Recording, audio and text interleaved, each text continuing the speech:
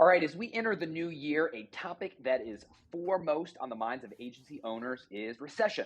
Are we entering a recession? And if so, what should I do about it? If that is you, you're in the right place. This is our third part in our series, The Creative Agency Survival Guide, Recession Edition.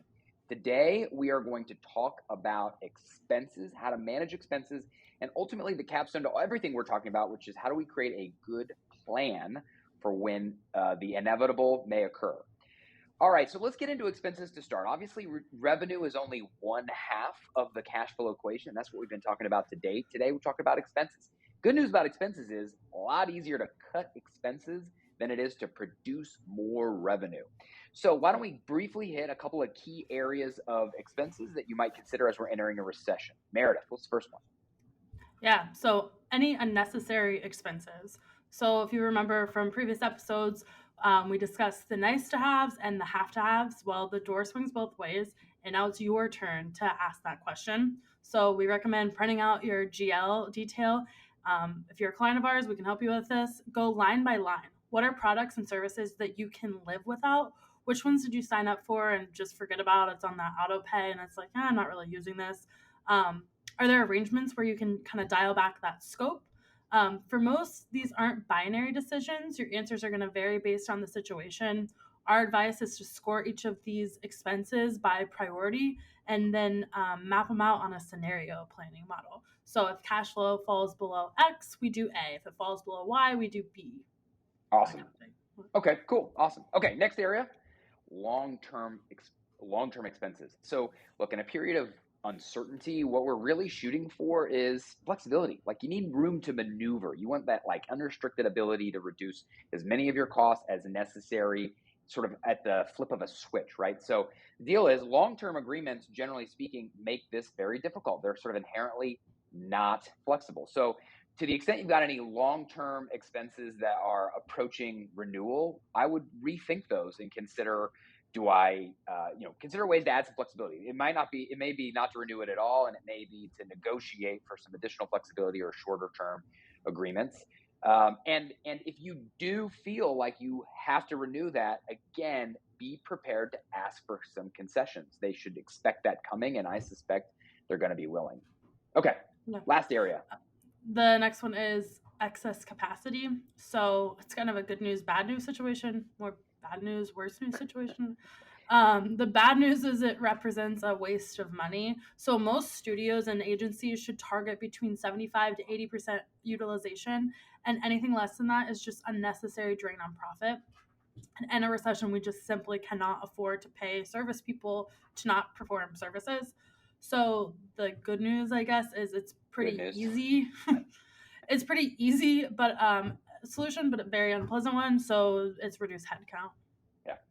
And that's going to be an answer in a lot of these situations. I mean, ultimately, the majority of the cost in any service business is people. And so that's your primary lever, for better or for Yeah. worse. Okay.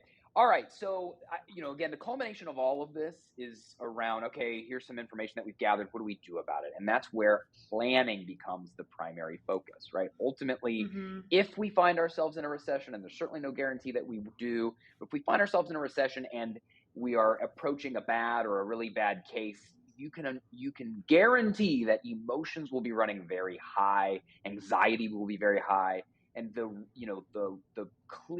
logical or the clear answer will become clouded by that anxiety and emotion. And so the goal here is, while we are in a position, assuming that we are, while we're in a position to think clearly and coherently, let's create a plan. So when the sort of proverbial shit hits the fan, we do not have to think through what are the solutions. We just pull that plan right out of the desk and we just walk through the things that our sort of former clear-headed self decided for us. So with regard Yep. to the planning process, it's kind of like a two-step. The first is gather the necessary information, and then the second Mhm. is figure out what we want to do with that. So Meredith, why don't you Yep. kick us off with some of the information we want to gather? Yeah, so you need to understand your clients' budgets and understand a feedback loop. So first, how are your clients thinking about the next year? You need to understand that before you can think how should we be thinking about this next year. This is mission critical for agencies with concentration risk, but it's important for everyone. So take time over the next couple of months, over the next quarter, book some meetings with your client. Use it both as an opportunity to get feedback and for planning. They may not have the answers yet, but you could get a sense of like where the wind is blowing. The opportunity to secure, upfront dollars, obviously take it if it's there. But the main priority is just assessing the risk.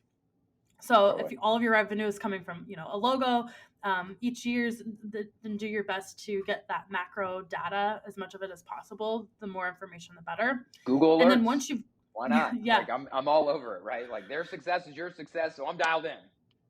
yeah. So then once you've got that like upfront information on hand, the next step is creating that feedback loop. How are your projects going? How are their business priorities changing? Have new risk or opportunities emerge? So what we recommend is create a summary dashboard of all of your active clients and review it with your team monthly and ask the following questions. Are you making money on this client? Are they making money? And are they happy with you? And then use that information to score your clients based on risk. And if anyone represents a lot of risk and a lot of profit, give them the white glove treatment immediately. Totally. Okay. Yeah, I completely agree.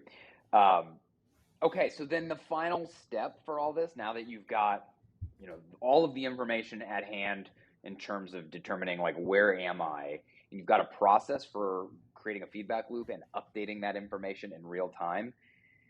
The final step is creating a scenario model, right? Ultimately, what the plan for what am I going to do if X, Y, or Z occurs, right? So the first step in this is to have a really honest, frank discussion with the partners or ownership of your agency and decide what is an acceptable outcome for us.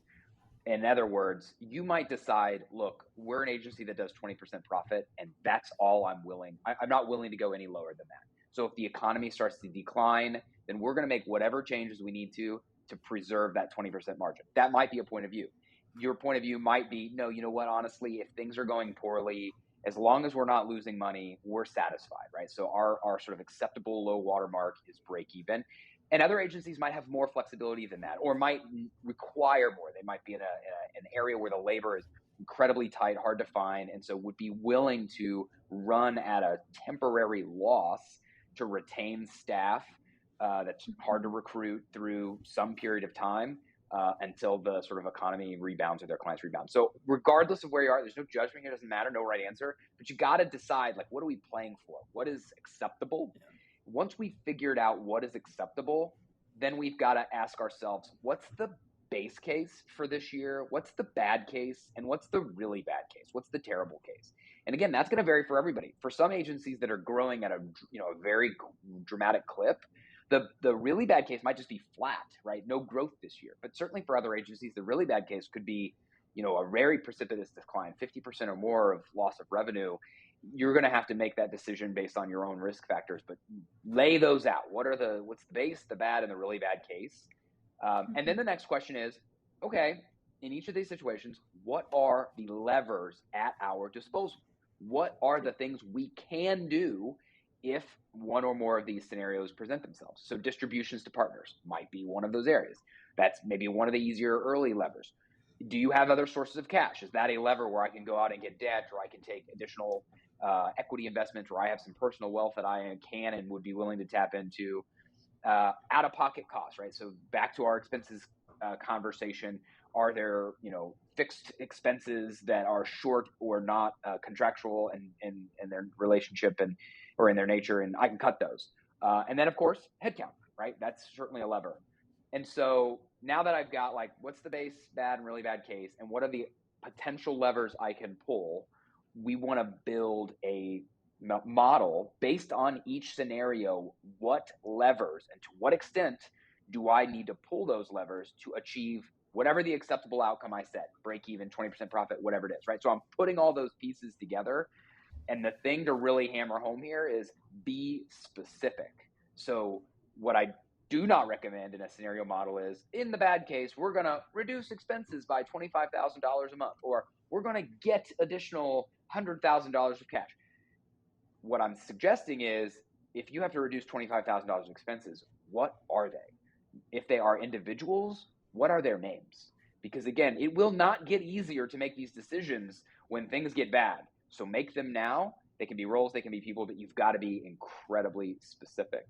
I know we're having a lot of these conversations currently with our clients. And if you haven't started this exercise, I would certainly recommend it. Yep. Cool. Not super fun, but Nope. very necessary. But I can tell you the sleep at night factor will be worth it. Once you have that plan, you know it exists, and you don't have to deal with it today, put it in the desk drawer, you're going to feel a lot better. Okay. Yeah. Well, that's our episode. So if you like what you heard, go ahead and hit that subscribe button. You can check us out at upsourcedaccounting.com. And that's all for now.